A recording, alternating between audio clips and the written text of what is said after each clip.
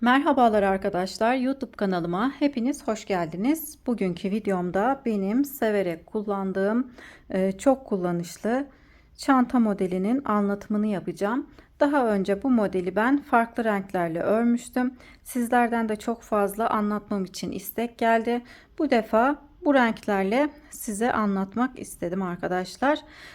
Çantamızı örmesi hem çok kolay hem de çok kullanışlı bir model. İpim Sensi'nin Softir rafya ipi. İkişer tane kullandım. 2 tane latte renginden, 2 tane de siyah renginden kullanarak toplamda 4 tane ip kullanmış oldum. 4 numara tığ kullanarak çantamızı tamamladım. Kağıt ip gibi değil arkadaşlar. Bu ipi örmesi gerçekten çok kolay. Hemen 1-2 günde örüp takabileceğiniz bir çanta modeli. Hanım dilendi, bey beğendi modeliyle toplamda 5 tane motif örüyoruz. Birer tane önler için 2, birer tane de yanlar için örüyoruz 4, bir tane de alt kısmı için örüyoruz 5. Toplamda 5 tane motif örmemiz gerekiyor arkadaşlar. Hemen ben şöyle çantamın ölçüsünü vereyim.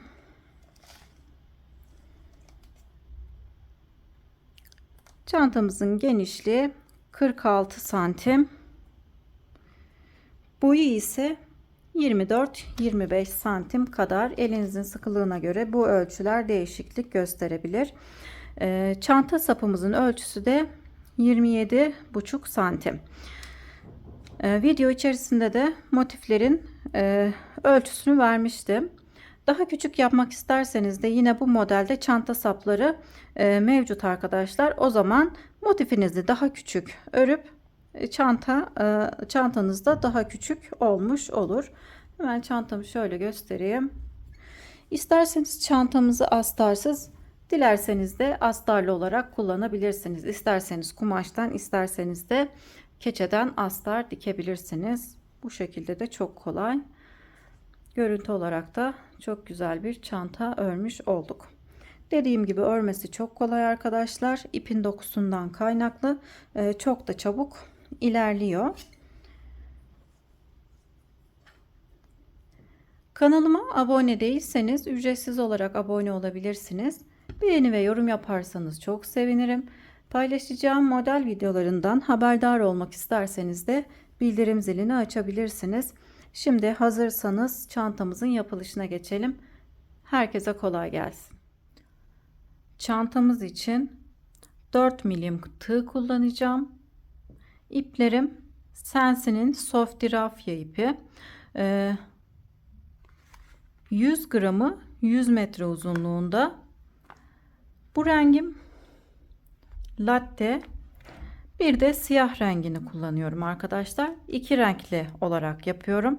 Sizler dilerseniz birden fazla renk kullanabilirsiniz. İsterseniz de tek renk olarak örebilirsiniz. Ben 2 renkli olarak örmek istedim. Önce siyah ipimle motifimizin ortasından örerek başlıyoruz. Hanım dilendi, bey beğendi motifinden toplamda 5 adet yapmamız gerekiyor arkadaşlar çantamız için. Ortasından başlayıp dönerek örüyoruz. Daha önce bu modeli örenler zaten biliyordur. Şimdi sihirli halka yaparak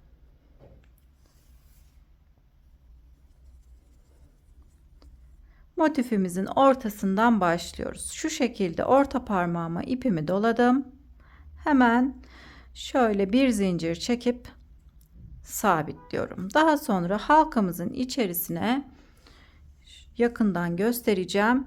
3 tane ikili trabzan yapacağım. Aralar 2 zincir, 3 tane ikili trabzan, aralar 2 zincir olarak devam edeceğiz. Bir zincir çekip sabitledikten sonra 2 3 doladım. Halkamızın ortasına girdim. İkili trabzanımı yaptım. Çekmiş olduğum ilk zincirimizi de bir trabzan sayıp ikinci trabzanımızı yapmış olduk. Şimdi üçüncü trabzanımı yapıyorum. 1 2 2 zincir çekiyorum. Doladım. Tekrar 3 tane ikili trabzan yapacağım. 1 2 3 2 zincir çekiyorum. 1 2 halkamızın içerisine tekrar 3 tane ikili trabzan yapıyoruz. 1 doladım. İkinci trabzanımı yaptım. Doladım. Üçüncü trabzanımızı yaptık. Şimdi tekrar 2 zincir çekiyorum. Buradaki kısa ipimi çekerek halkamı sıkıştırıyorum. Tekrar 3 tane ikili trabzan yapıp kapatmayı yapacağız. Şöyle ipimizi de alttan yürütelim. 1 2 3 trabzan yapıp 2 zincir çekiyorum. İlk başta çekmiş olduğumuz zincire tepesine batıp şu şekilde kaydırma olarak yaparak kapatmayı yaptım. Motifimizde ilk sırayı tamamlamış olduk arkadaşlar. Daha sonra yürüterek şu kısma kadar geleceğim. İpimi bu şekilde gizlemeye çalışıyorum. Burası çirkin bir görüntü olmasın diye de şu şekilde kaydırma yaparak boşluğumuza kadar geldim. Bir zincir çekiyorum, sıkıştırdım, kesip diğer rengime geçeceğim. Kestim. Şimdi diğer rengimize geçelim. Latte rengime geçeceğim. Buradaki ipleri aralardan geçirerek gizleyip kesip ikinci sıraya geçelim. İplerimi gizleyip geldim arkadaşlar. Gizleyip kestim. Şu şekilde arkadan görüntüsünü göstereyim arkadaşlar, büyük motifimizin. Her sırada gizliyorum ki temiz bir çalışma yapmış olalım. Daha sonra uğraşıp kesmek zor olur. Ben o yüzden örerken temizliyorum ya da yürütme yapıp kesiyorum. Şimdi latte rengimizi bağlayalım. Bu ipleri örmesi gerçekten çok kolay arkadaşlar. Kağıt iplere benzemiyor. Bizi hiç yormadan çabucak ilerliyoruz. Hemen boşlukların bir tanesine ipimizi şu şekilde geçirelim. Bağlayıp sıkıştırıyorum. Daha sonra 3 zincir çekeceğim. İpimi aldım. 1 2 3 zincirimi çektikten sonra bu çekmiş olduğum zincirimizi birinci trabzan sayıp 3 tane trabzan yapacağız. 2 doladım, tekrar batıyorum, 3 tane trabzan yaptım. 1 2 3 2 zincir çektim, tekrar aynı boşluğun içerisine batıp 3 trabzan daha yapacağım. Daha önce bu modeli öğrenenler zaten biliyordur arkadaşlar. Ben örgüye yeni başlayanlar için ayrıntılı anlatmak istedim. Sizler hızlandırarak ilerleyebilirsiniz. Örgüyü bilenler arkadaşlar videomu ayarlar kısmından hızlandırarak çabucak ilerleyebilirler. Şimdi bu şekilde köşeyi yaptıktan sonra aynı boşluğun içerisine 3 trabzan, 2 zincir, 3 trabzan. Şimdi diğer boşluğa geçmek için 2 zincir çekiyorum. Doladım. Köşede olan boşluğuma battım. Yine aynı şekilde 3 tane trabzan yapıyorum. 2 doladım. 3 2 zincir çektim. Doluyorum. Aynı boşluğun içerisine batıp tekrar 3 tane trabzan yapıyoruz.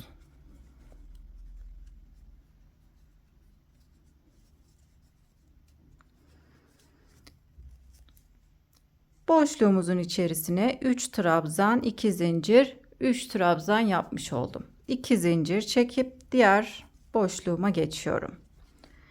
Buraya da aynı şekilde 3 trabzan,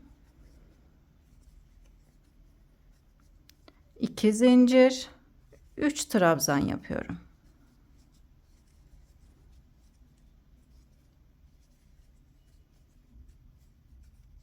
İki zincir çekiyoruz. Diğer boşluğumuza geçiyorum. 3 trabzan, 2 zincir doladım. Tekrar 3 trabzanımızı yapıyorum. Videoda görüldüğü gibi arkadaşlar, bu ipi örmesi, şöyle göstereyim. Softi rafya ipimizi örmesi gerçekten çok kolay, çabucak ilerliyoruz. Tekrar 2 zincir çektim. İlk başlarken çekmiş olduğumuz zincirin tepesine batıp kaydırma yaparak kapatıyorum. Daha sonra kaydırarak boşluk kısmına kadar geliyorum. Şu şekilde. Kaydırmamı yaptım. Boşluğuma kadar geldim. Kaydırmamı yaptım. Buraya zincirimi çekip ilmeğin ortasından kesiyorum. Şimdi tekrardan siyah rengimize geçeceğiz. Siyah renge geçmeden önce hemen ben arkada olan ipleri aralardan gizleyip kesip geliyorum. Şimdi motifimizde 3. sırayı örmeye geçiyorum. Herhangi bir boşluktan siyah rengimizi bağlayalım.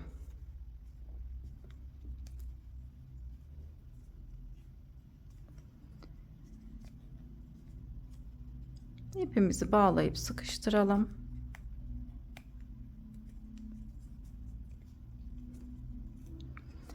Hemen 3 zincir çekiyoruz.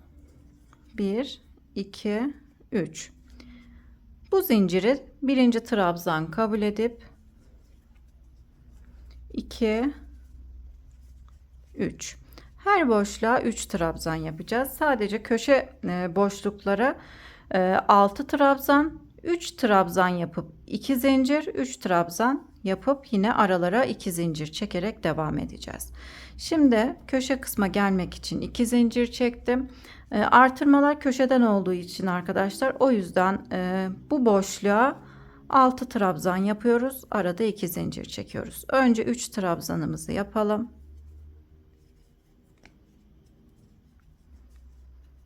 Üç trabzan yaptıktan sonra 2 zincir çektim. Doladım. Tekrardan aynı boşluğa 3 trabzan yapıyorum.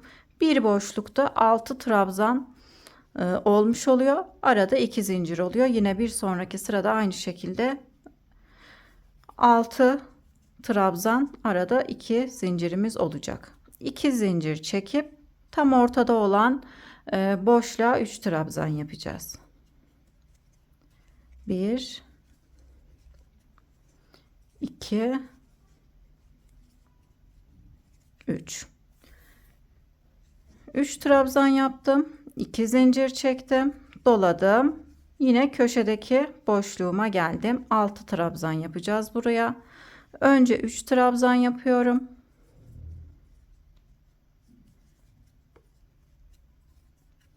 İki zincir çekip köşe kısma tekrardan 3 trabzan yapıp hemen yandaki boşluğa 2 zincir çekip geçiyorum. Buraya 3 trabzan yapıyoruz. Motifimiz bu şekilde artarak devam ediyor arkadaşlar. Sıramızı örerek tamamlayalım. Kenarlar 6 trabzan, aralar 2 zincir. Bu ortada olan boşluklarda 3 trabzan olacak. Diğer boşluğa geçmek için de 2 zincir çekiyoruz. Bu sırayı da birlikte örelim.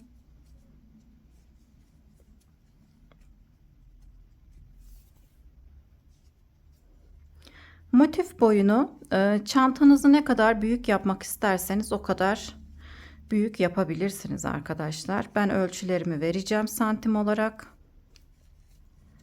Benim için bu büyüklük yeterli.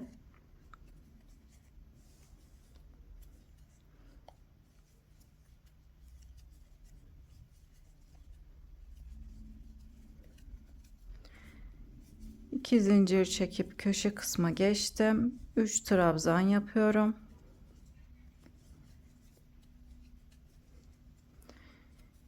İki zincir çektim. Aynı boşluğun içerisine 3 trabzan daha yapıyorum.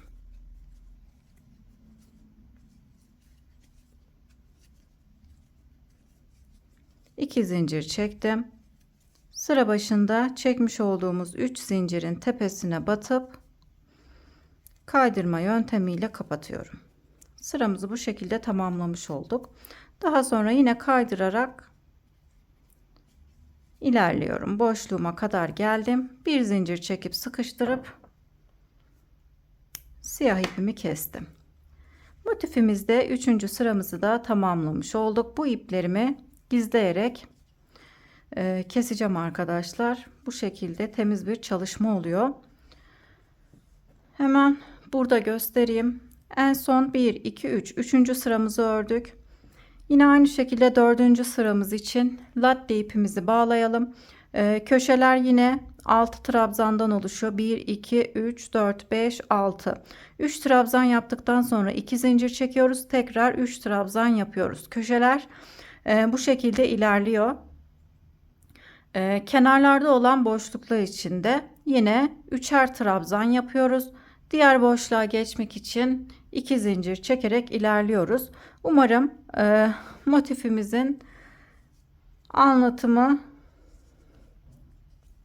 anlaşılır olmuştur arkadaşlar. Zaten örmeyi bilenler, tığ işinde usta olanlar kolaylıkla bu modeli örebilirler. Ben örmeyi bilmeyenler ya da örgüye yeni başlayanlar için biraz ayrıntılı olarak anlatmak istedim. Şimdi bu motiften toplamda 5 tane yapmamız gerekiyor arkadaşlar. Şimdi ben 5 tane yapıp geleceğim. Birleştirmeyi nasıl yapıyorum onu anlatacağım. Sizler de buraya kadar gelin arkadaşlar, 5 tane motifinizi hazırlayıp birleştirmemizi birlikte yapalım. Şimdi ben motiflerimi tamamlayıp geliyorum. Motiflerimi örüp tamamladım. Motif boyutu istediğim uzunluğa kadar geldi arkadaşlar. Bu ölçüler benim için yeterli. Orta sıradan sayarsam 1 2 3 4 5 6 7 8 9. Sizler büyüklüğünü kaç santim istiyorsanız o sırada örebilirsiniz. 1-2 sıra fazla ya da eksik örebilirsiniz. Hemen motifimizin santim olarak ölçüsünü de vereyim. 25 santim arkadaşlar. Şöyle eni ve boyu 25 santim olacak şekilde örelim. Elinizin sıkılığına göre ölçüler biraz değişiklik gösterebilir. Kimimizin eli çok sıkı, kimimizin eli gevşek olduğu için santimlerde 1-2 santim fark edebilir arkadaşlar. Şimdi motifimizin birleştirmesine geçeceğim. Birleştirirken 3,5 numara tığ kullanacağım. İlmeklere daha rahat batabilmek için. Normalde motiflerimizi örerken 4 numaralı tığ kullanmıştım. Diğer motifimi de bu şekilde alıp yerleştirdim. Köşeleri tam birbirine denk gelecek şekilde birleştireceğiz. İpimi herhangi bir yere bağladım arkadan köşe kısma. Hemen motifleri ben şöyle alıyorum. İpimi elime doladıktan sonra tam köşelere batıyorum. Daha sonra şu şekilde iki köşeyi birbirine birleştirdim. İkinci ilmeğe geçiyorum. Tek katını alıyoruz arkadaşlar ilmekleri. Şöyle yakından göstereyim. İkisini birlikte bu şekilde örüyorum. Yine hemen yandaki ilmeğimize geçtik. Yine tek katını aldım. İki motifinde tek katını alıp örüyorum. Hemen yandaki ilmeklere geçip ilmekler birbirine denk gelecek şekilde bu şekilde örüyoruz.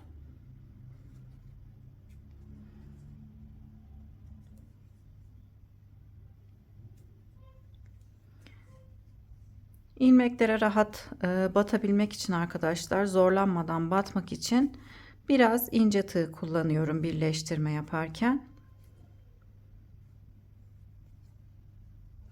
Yine ilmeğimize batıp karşılıklı denk gelecek şekilde batıp iki ilmeği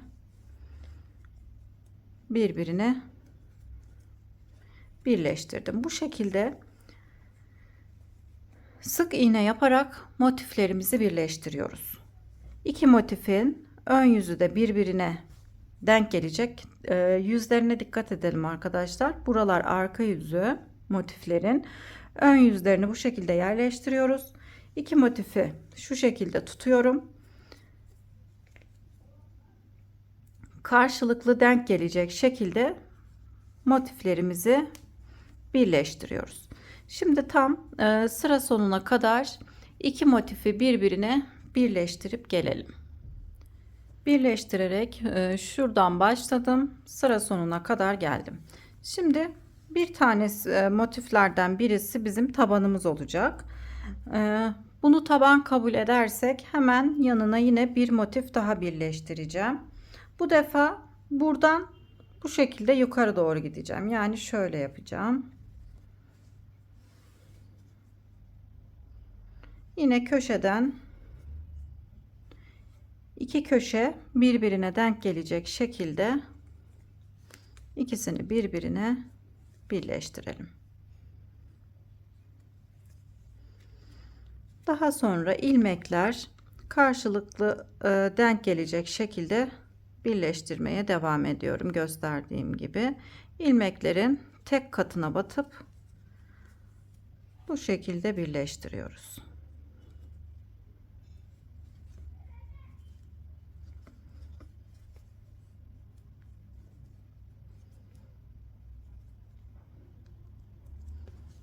Yine burayı da arkadaşlar sıra sonuna kadar birleştirelim. Şöyle gösterirsem şurası bizim tabanımız. Şimdi burayı birleştireceğim. Bu böyle kalacak. Daha sonra ip bağlayıp bu kenarları da birbirine birleştireceğiz. Şöyle. Yani bu iki motifi birbirine birleştireceğim. Şimdi buraları birleştiriyoruz. Sıra sonuna kadar birleştirip gelelim. Bu motifimi de birleştirdim. Sıra sonuna kadar geldim. Tam bu köşe kısma kadar. Yani şuradan başlamış olduk birleştirmeye. Böyle gelip bu şekilde gittik. Şimdi tekrardan bir motif daha alacağım. Bu motifi de böyle birleştireceğim arkadaşlar. Şimdi bu motifin birleştirmesine geçelim. Daha sonra şu şekilde yine tam buradan ipimi bağlayıp yukarı doğru birleştirme yapacağım. Burayı da yine bu şekilde birleştireceğim. Bir motif de burada olacak. Böyle kare bir kutu görüntüsü oluşturmuş olacağız. Şimdi ben yani şöyle göstereyim daha rahat anlamanız için. Şu şekilde birleştirerek geldim. Daha sonra böyle gittim. Şimdi buradan yukarı doğru birleştirmemizi yapalım. Karşılıklı denk gelecek şekilde. Birleştirmeyi yapıp geliyorum.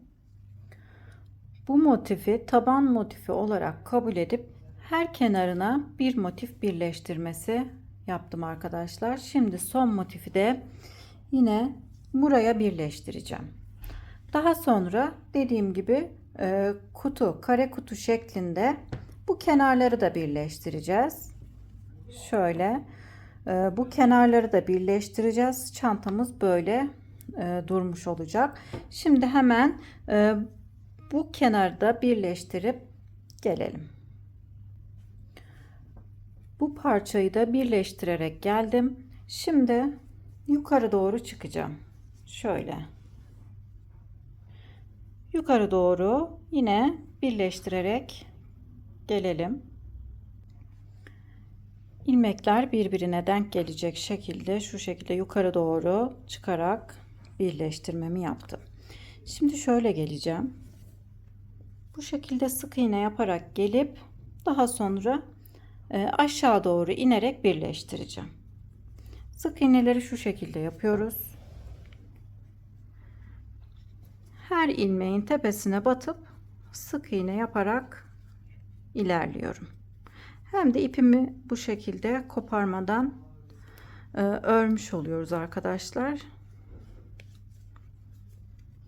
Boşluklara 2 tane sık iğne, buralara da trabzanlarımızın tepesine batıp 3 tane sık iğne yaparak ilerleyelim. 1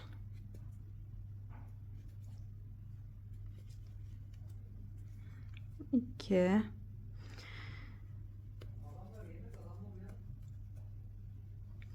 boşluklara dediğim gibi 2, trabzanların tepesine de 3'er tane sık iğne yaparak ilerleyelim arkadaşlar.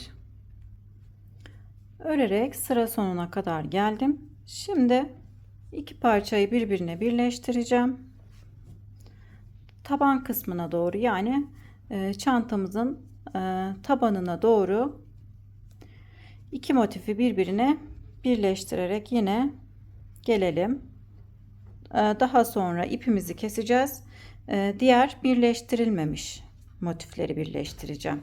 Önce burayı birleştirelim. Çantamızın kenar kısmını örerek geldim. Aşağıya doğru indim arkadaşlar. Tam şu köşede birleştirmeyi yaptım. İpimi iç tarafa geçirdim. Daha sonra sıkıştırıp keseceğim. Şimdi bu kenarlarının da bu şekilde tığlamasının olması için ipimi buradan bağlayacağım. Örerek şu kısma kadar geleceğim. Burayı aşağıya doğru inerek birleştireceğim. Daha sonra ipimi yine şu kısımdan bağlayacağım arkadaşlar. Tam bu kısımdan buraya örerek gelip aşağıya doğru ineceğim. En son şu kenar kısmı kalıyor. Bu kenar kısmının tığlamasını da yapıp çantamızı tamamlayacağım. Çantamızın görüntüsü bu şekilde olacak arkadaşlar. Şimdi ben o kısımları da örüp geleyim. Daha net görüntüsünü sizlere göstermiş olayım. Örmüş olduğumuz motifleri birbirlerine birleştirdim. Daha sonra tığlamasını yapmış oldum. Şöyle kare kutu görüntüsü vermiş olduk arkadaşlar. Fakat çantamızı kullanırken şu şekilde bir görüntü elde etmiş oluyoruz. Çanta sapımı ise çantamızın kenar motifine 5 sıra sık iğne ördükten sonra örmüş olduğumuz sık iğneyi ikiye katlayıp çanta sapını buraya dikerek birleştiriyoruz. Yapım aşamalarını göstereceğim. Kullanmış olduğum çanta sapı bu şekilde.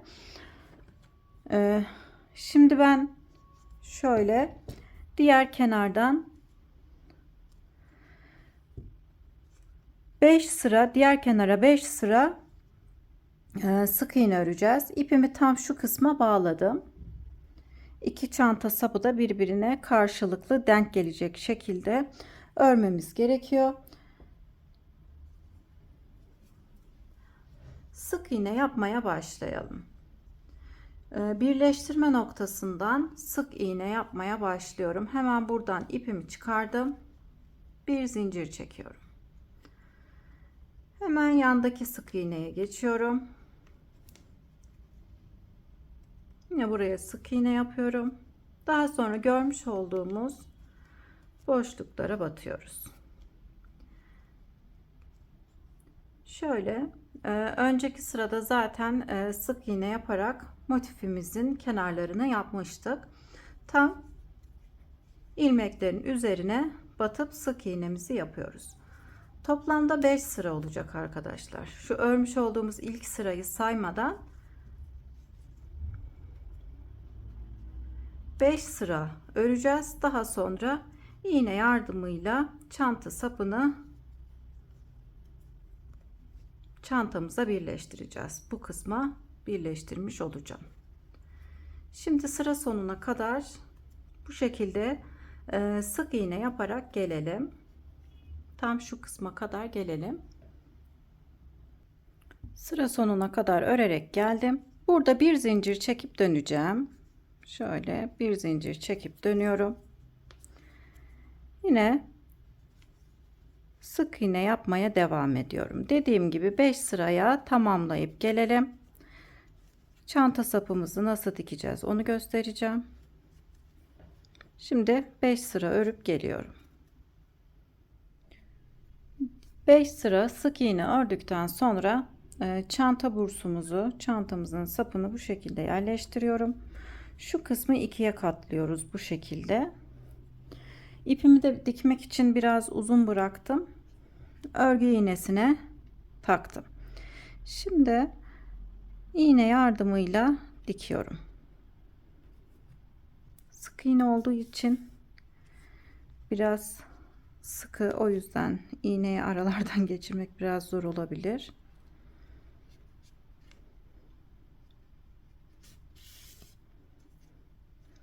Bu şekilde örmüş olduğumuz kısmı ikiye katlıyoruz. Aralardan batarak bu şekilde dikelim.